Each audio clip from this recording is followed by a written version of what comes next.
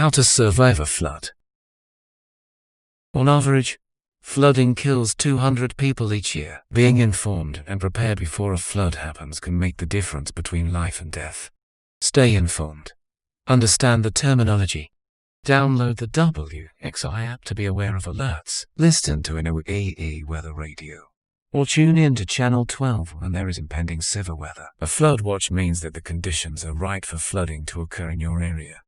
Remain alert by turning on your TV, radio, or WXI 12 app. You will receive the latest weather updates and emergency instructions. Have a plan on where to go if you need to reach higher ground quickly and on foot. You can prepare your home for the possibility of flooding with the following advice.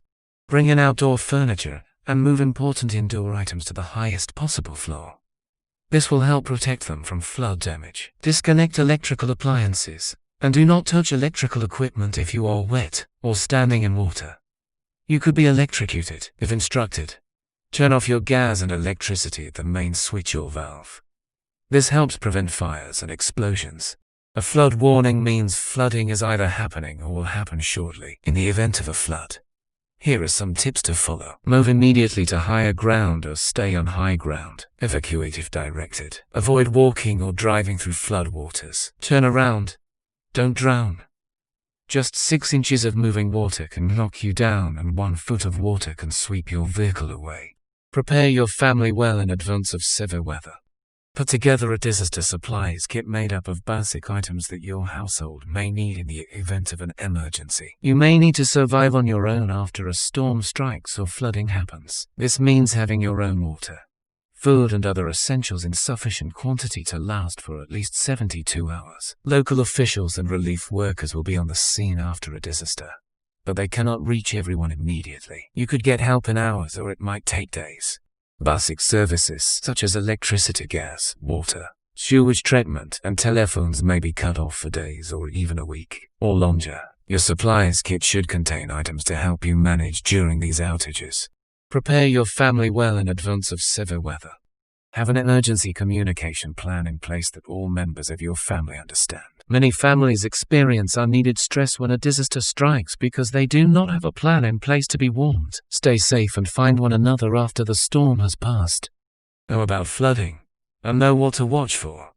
Know your flood risk. Make a flood emergency plan. Build or restock your emergency preparedness kit, including a flashlight, batteries, cash, and first aid supplies. Consider buying flood insurance. Familiarize yourself with local emergency plans. Know where to go and how to get there should you need to get to higher ground, the highest level of a building, or to evacuate. Stay tuned to your phone alerts, TV, or radio for weather updates, emergency instructions, or evacuation orders.